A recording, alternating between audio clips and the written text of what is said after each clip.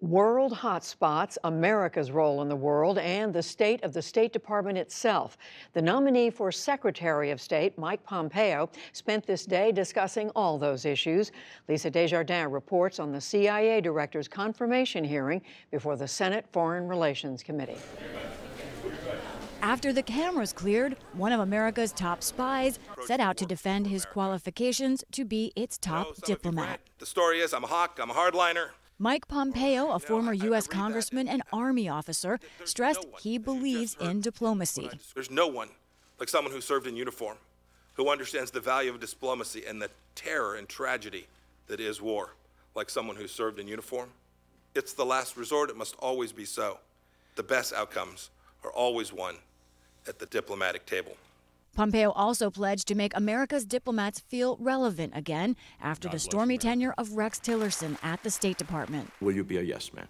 But Pompeo was quickly met with fierce criticism from Democrats, who say they fear he won't speak up against President Donald Trump, his close ally.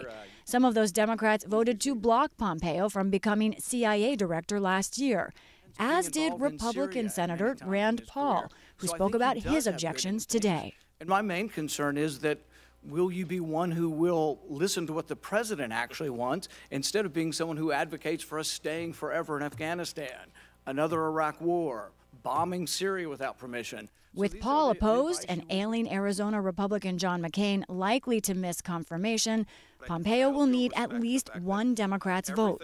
And for Democrats, a key issue of conscience and power today was how Pompeo would handle a potential conflict over the special counsel's Russia investigation. I'm convinced that if the president were to fire the special counsel or to interfere with this investigation by firing Rod Rosenstein with an intention to then interfere with and shut down this investigation, that it would put the rule of law genuinely at risk.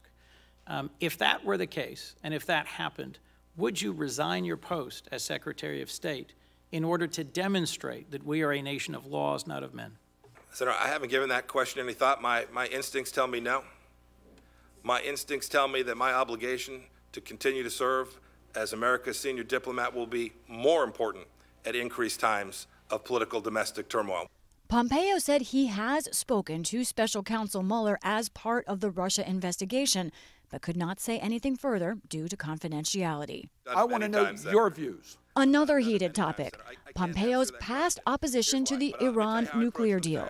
Maryland Senator Ben Cardin wanted to know what this could mean for Mr. Trump's decision on whether to withdraw from the deal before an upcoming deadline. I want to fix this deal. That's the objective. I think that's in the best interest of the United States. But if the agreement cannot be changed, what is your view? Is it better to pull out of an agreement that Iran is in compliance with if we can't fix it?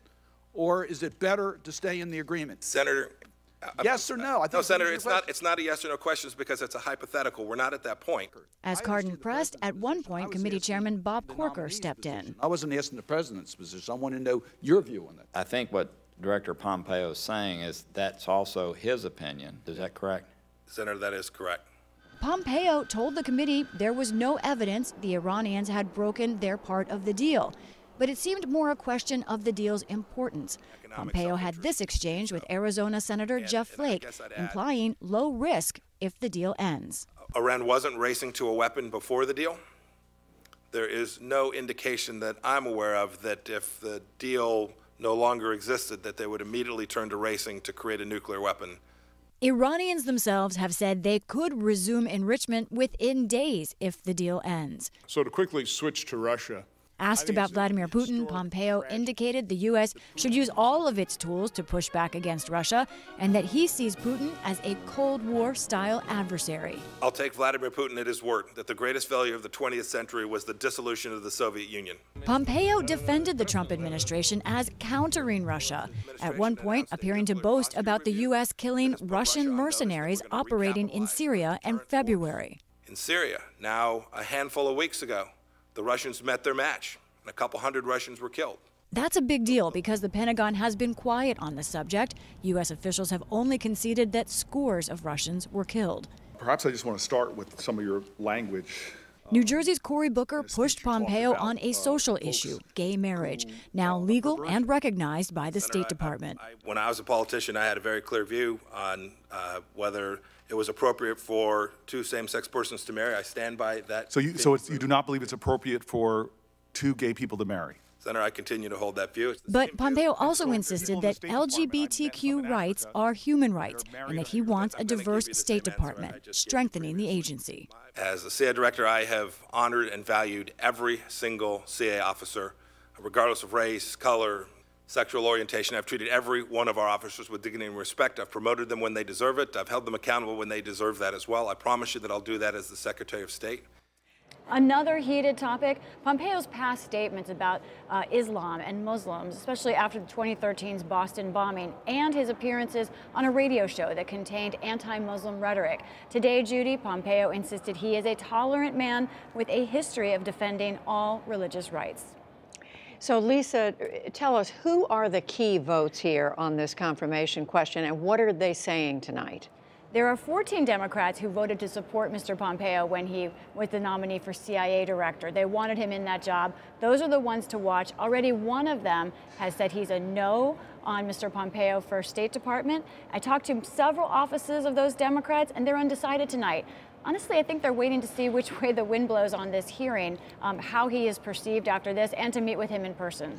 And what is the timing of this confirmation vote? The first vote will be in committee. That's expected next week. And frankly, Judy, it doesn't look like Mr. Pompeo will get an endorsement from the committee because Rand Paul sits on the committee. He'll vote no. Then we'll wait to see the scheduling on the Senate floor. It will probably depend on how much support he has at that time. So separately, Lisa, I want to ask you about something else, and that is after Paul Ryan's announcement yesterday that he's not going to run for re-election, won't serve in Congress again. What are you hearing about the race to succeed him as Speaker of the House? I thought this would take longer, but we did get some fast news today from Whip Steve Scalise. He said he will not run against Kevin McCarthy. If Kevin McCarthy wants to be Speaker, he will let him run. Now, Kevin McCarthy hasn't announced that yet, but it's expected. We'll see how this plays out. Those two men won't run against each other, at least we know for now. And of course, all this depends on which party has a majority in the House. That's correct. After this November. Exactly. Lisa Desjardins at the Capitol, thank you. You're welcome.